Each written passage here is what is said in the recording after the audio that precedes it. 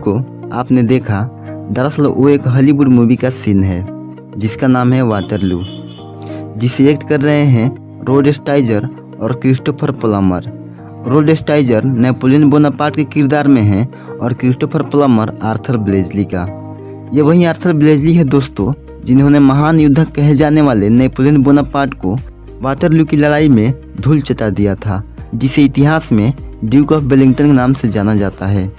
तो आज हम बात करेंगे ब्रिटिश एम्पायर के बेहतरीन जनरल ड्यूक ऑफ वेलिंगटन के बारे में, तो वीडियो एंड तक जरूर देखें। 1 मई सन 1769 आयरलैंड के डबलिन में आर्थर ब्लेजली यानी ड्यूक ऑफ वेलिंगटन का जन्म हुआ। आर्थर ब्लेजली ने अपना अधिकांश बचपन अपने परिवार के साथ अपने 2 घरों में बिताया। उन घरों का नाम कुछ इस प्रकार है, जिसे आप देख सकते हैं। सन 1781 में इनके पिता की डेथ हो गई, जिसके बाद उनकी आर्थिक स्थिति खराब होने लगी और वो अपने परिवार के साथ ब्रुसेल्स यानी बेल्जियम चले गए। इसके कुछ साल बाद फिर वो इंग्लैंड वापस आ गए।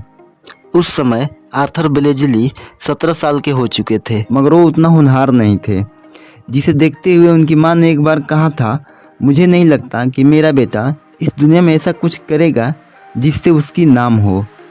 सन 1786 में ब्लेजली फ्रांस गए और वहाँ उन्होंने एंगर्स नामक एक फ्रेंच रॉयल एकेडमी में दाखिला ले लिया, जहाँ उनमें काफ़ी ज़्यादा सुधार आया और वो वहाँ घुड़सवार के साथ साथ फ्रेंच भाषा भी सीख गए।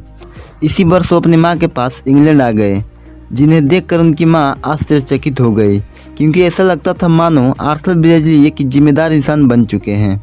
मगर ऐसा कुछ नहीं था, कि उन्हें जुए खेलने की एक बुरी आदत लग चुकी थी। कुछ दिन बाद वो अपने जन्म स्थान आयरलैंड लौट आए।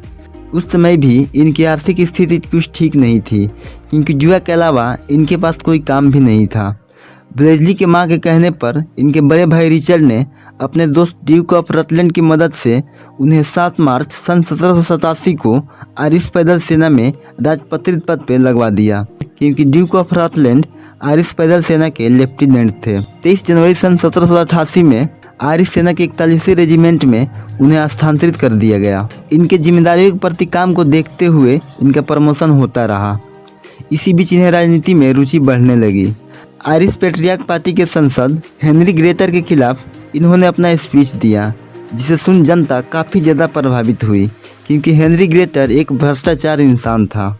आगे चलकर आयरिश हाउस ऑफ कॉमन के सदस्य जनता में लोकप्रिय होने की वजह से वो संसद बन गए।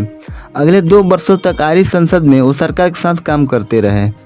इसके बाद 30 जनवरी सन 1791 को उन्हें पैदल सेना का कैप्टन बना दिया गया और इसके ठीक 8 महीने बाद अक्टूबर 1791 को उन्हें घुड़सवार रेजिमेंट का जनरल बनाया गया। इसी बीच वो कैथरीन पेकेनहेम नामक एक युवती के प्रति आकर्षित हुए, जिससे आगे चलकर इनकी शादी होने वाली थी। अभी भी उनके जुए खेलने की आदत गई नहीं थी। एक समय ऐसा भी आया जब जुए की वजह से वो कर्ज में डूब गए, जिसके बाद उन्होंने जुआ ना खेलने और सैन्य करियर बनाने का संकल्प ले लिया। सन 1793 में ड्यूक ऑफ यॉर्क के नेतृत्व में ब्रिटिश सेना को फ्लोरस अभियान के लिए नीदरलैंड भेजा गया, जिसमें आर्थर ब्लेजली की बटालियन नहीं थी। उस समय इंग्लैंड, आयरलैंड और स्कॉटलैंड सभी एक ही देश माने जाते थे। अगले साल यानी सन 1794 में आर्थर ब्लेजली को ड्यूक ऑफ यॉर्क की मदद करने के लिए उनके बटालियन के साथ उन्हें फ्लोरस भेज दिया गया, जहां इंग्लैंड और फ्रांस के बीच एक भयंकर जंग होने वाली थी। ये लड़ाई आर्थर ब्लेजली की सैन्य करियर की पहली लड़ाई थी, जिसे बैटल ऑफ बॉक्सटेल के नाम से जाना जाता है। इस युद्ध में फ्रांस की जीत हुई, मगर ये जंग ब्लेजली के लिए काफ़ी अच्छी साबित हुई, क्योंकि इनकी युद्ध नीति अनुभव काफ़ी हद तक ठीक हो चुकी थी। वो समझ गए थे कि किसी अभियान का विफल होना काफ़ी हद तक नेताओं की गलतियों और उनके गलत फैसलों के कारण होता है। उन्होंने कहा था, कम से कम मैं ये समझ चुका हूँ कि किसी जंग की रणनीति बनाने के लिए क्या करना चाहिए और क्या नहीं करना चाहिए। फ्लोरस अभियान के बाद वो इंग्लैंड आ गए और संसद के सदस्य बन गए। उन्हें उम्मीद थी कि उनको आयरिश शासन में युद्ध सचिव का पद दे दिया जाएगा, क्योंकि उस समय इंग्लैंड, आयरलैंड और स्कॉटलैंड में एक ही सरकार चलती थी। मगर आर्थर ब्लेजली को युद्ध सचिव का पद नहीं दिया गया, जिस कारण वो संसदीय पद को त्याग कर अपने रेजिमेंट में वापस लौट आए।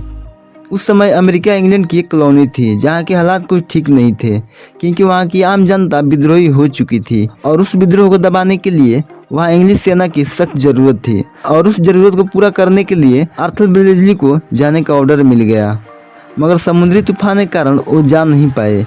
इसके ठीक एक सप्ताह बाद उनकी रेजिमेंट को भारत आने के लिए रवाना कर दिया गया, क्योंकि उस समय भारत भी इंग्लैंड की एक कॉलोनी थी और भारत में अंग्रेजों के खिलाफ विद्रोह शुरू हो चुका था। अब आगे भारत में क्या होने वाला है हम नेक्स्ट वीडियो में समझेंगे। वीडियो को लाइक करें, चैनल को सब्सक्राइब करें और शेयर ज़रूर करें।